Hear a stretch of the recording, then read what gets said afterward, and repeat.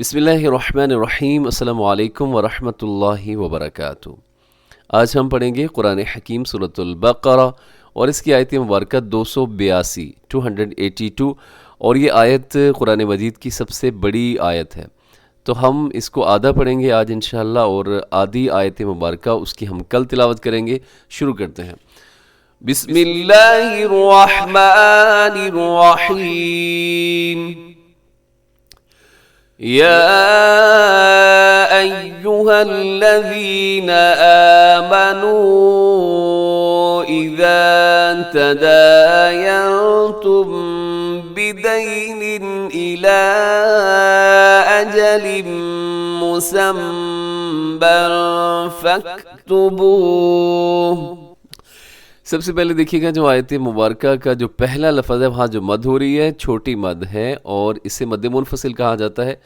یا ایہا الذین، ایو میں اس میں کیا ہے؟ تشدید ہے، اپنے اس کو مضبوطی کے ساتھ پڑھنا ہے۔ ایو آگے، آمنوا اذا تداینتم، آمنو اس کے اوپر جو مد ہے یہ بھی وہی مد ہے، مد منفصل، اس میں واو مد ہے اور حمزہ اگلے لفظ کے شروع میں ہے۔ تداینتم، یہاں نون ساکن کے بعد تا ہے تو یہاں کریں گے آپ اخفا۔ بدین الی، بدین میں تنوین کے بعد حمزہ آ رہا ہے، الی کے شروع میں حمزہ ہے تو یہاں اظہار حلقی ہوگا، یعنی یہاں پہ غنہ نہیں ہوگا بلکہ آپ نے تیزی سے پڑھنا ہے۔ بدین الی اجل مسمى فاکتبوه، الی کے اوپر جو مد ہے یہ بھی مد منفصل ہے، اور اجل مسمى، اجل پہ تنوین کے بعد میم یہاں کیا ہو رہا ہے؟ ادغام ہو رہا ہے غنے کے ساتھ۔ اجل مسمى، اب مسمى کیا ہے؟ میم کے اوپر تشدید ہے تو یہاں غنہ ہے، مطلب آواز کو ناک میں لے جانا ہے۔ مسمى فاکتبوه، اور یہاں مسمى، یہاں تنوین کے بعد فا ہے تو یہاں پہ آپ نے اخفا کرنا ہے۔ کیا بات ہے، یہاں ماشاءاللہ بہت سارے رولز جو ہیں وہ لگ رہے ہیں اسی آیت مبارکہ کے اس حصے میں۔ اخفا بھی ہو رہا ہے، ادغام بھی ہو رہا ہے، اظہار بھی ہو رہا ہے، اور مدات بھی آ رہی ہیں۔ جی آخر میں دیکھیے گا اس کے مسمى فاکتبوه۔ اب یہاں آپ کیا کیجیے گا؟ وقف کر دیجیے گا، رموز اوقاف میں سے یہاں تو ہے، جب وقف کریں گے تو آخر میں ہا کے اوپر جو پیش ہے اس کی ہم جزم سے بدل دیں گے، ساکن کر دیں گے۔ آگے دیکھیے گا، وَلْيَكْتُبْ بَيْنَكُمْ كَاتِبٌ بِالْعَدْلِ وَلَا يَأْبَ كَاتِبٌ أَن يَكْتُبَ كَمَا عَلَّمَهُ اللَّهُ فَلْيَكْتُبْ۔ جی یہاں پہ وَلْيَكْتُبْ بَيْنَكُمْ، یہاں با ساکن کی بعد با ہے تو آپ نے یہاں پہ کیا کرنا ہے؟ اس کو ایک با کی طرح ہی پڑھنا ہے، یعنی اس کو الگ الگ نہیں کرنا۔ وَلْيَكْتُبْ بَيْنَكُمْ یہ درست نہیں ہے۔ وَلْيَكْتُبْ بَيْنَكُمْ، وَلْيَكْتُبْ بَيْنَكُمْ، ایسے دونوں با کو آپس میں ملائیے گا۔ کاتب بالعدل، کاتب پہ تنوین ہے اور تنوین کے بعد با ہے تو یہاں اقلاب ہوگا۔ کاتب بالعدل، دال قلقلہ کیجیے گا۔ وَلَا يَأْبَ كَاتِبٌ، وَلَا يَأْبَ کو جھٹکے کے ساتھ پڑھیے گا، يَأْبَ کیونکہ یہاں پہ الف نہیں ہے بلکہ حمزہ ہے۔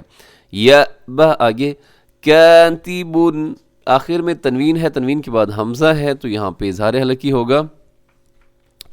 كَاتِبٌ أَن يَكْتُبَ، أَن يَكْتُبَ، یہاں نون ساکن کے بعد یا ہے حروف یرملون میں سے تو یہاں پہ کیا ہوگا؟ جی اخفا، ادغام ہوگا۔ أن يكتب كما، یہاں پہ أن يكتب نون ساکن کے بعد یا ہے، ادغام یرملون ہوگا یہاں غنے کے ساتھ۔ كما علمه الله فليكتب، یہاں علمه اللہ، لفظ اللہ موٹا رکھیے گا، اور اس کے بعد جو آخر میں فلیکتب آخر میں با ساکن ہے تو قلقلہ بھی کر دیجیے گا یہاں پہ، کیونکہ با ان 5 حروف کے اندر شامل ہے جن کو حروف قلقلہ کہا جاتا ہے۔ قاف، طا، با، جیم، دال، جب اس کے اوپر جزم آتی ہے تو یہ ہلا کے پڑھے جاتے ہیں۔ وَلْيُمْلِلِ الَّذِي عَلَيْهِ الْحَقُّ وَلْيَتَّقِ اللَّهَ رَبَّهُ، وَلْيُمْلِلِ الَّذِي عَلَيْهِ الْحَقُّ، اب یہ جو لفظ ہے وَلْيُمْلِلِ الَّذِي تھوڑا سا مشکل ہے، اسے آپ نے پوری توجہ سے دیکھنا ہے. یہاں پہ 3 لام ہیں. وَلْيُمْلِلِ الَّذِي عَلَيْهِ الْحَقُّ، حق میں حا کا خیال رکھیے گا، قاف موٹا رکھیے گا. وَلْيَتَّقِ اللَّهَ، یہاں قاف تو موٹا ہوگا لیکن آگے اس کے بعد جو لفظ اللہ ہے اسے آپ نے باریک پڑھنا ہے کیونکہ اس سے پہلے قاف کے نیچے زیر ہے. وَلْيَتَّقِ اللَّهَ رَبَّهُ، رَبَّهُ آخر میں الٹا پیش ہے، آپ نے تھوڑا سا اس کو کھینچ کے پڑھنا ہے اور را کے اوپر زبر ہے تو را پر پڑھی جائے گی. وَلَا يَبْخَسْ مِنْهُ شَيْئًا، مِنْهُ یہاں اظہار حلقی ہو رہا ہے اور شَيْئًا 2 زبر پہ جب وقف کرتے ہیں تو اس کو ایک الف کی طرح پڑھتے ہیں، الف مدہ کی طرح. آپ اس کو تھوڑا سا کھینچ کے وقف کریں گے.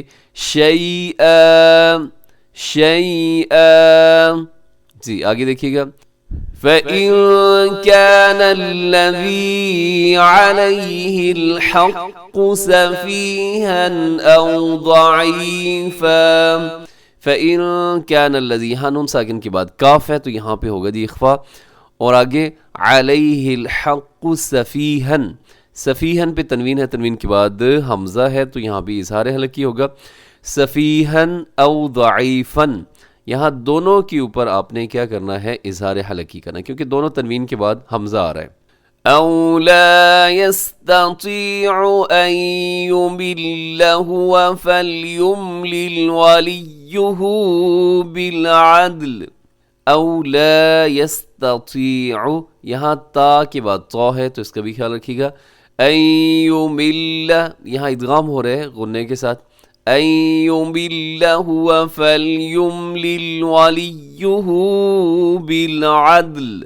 عدل یہاں آخر میں جو لام ہے اس کے نیچے زیر ہے لیکن ہم جب وقف کرتے ہیں تو لام کو ساکن کر دیں گے. جی آگے دیکھیے گا. وَاسْتَشْهِدُوا شَهِيدَيْنِ مِن رِجَالِكُمْ، شہیدین، اس کو شہیدین نہیں پڑھنا بلکہ شہیدین، یہاں پہ یا لین ہے، یا ساکن سے پہلے زبر ہے. مِن رِجَالِكُمْ، مِن رِجَالِكُمْ یہاں ادغام ہے لیکن بغیر ہونے کی نون ساکن کے بعد را، تو یہاں نون کی آواز کو ختم کر دیا جائے گا. مِن رِجَالِكُمْ، یہاں پہ مِن رِجَالِكُمْ پہ ہم اپنا سبق جو ہے یہ ختم کر دیتے ہیں. انشاءاللہ نیکسٹ ویڈیو میں ہم باقی جو آیت مبارکہ ہے اس کو پڑھیں گے تاکہ ویڈیو زیادہ طویل نہ ہو جائے. مِن رِجَالِكُمْ یہاں تک. تو اب اس آیت مبارکہ کا آپ ایک دفعہ ترجمہ جو ہے وہ سماعت کر لیجئے. یا ایہا، اے الذین، وہ جو کہ آمنوا ایمان لائے، اذا جب، تداینتم تم معاملہ کرو، یعنی اے ایمان والو جب تم کوئی معاملہ کرو، بدین ادھار کا، الی تک، اجل یعنی ایک وقت سے دوسرے وقت تک، ایک مدت سے دوسری مدت تک، مسمن مقررہ مدت تک.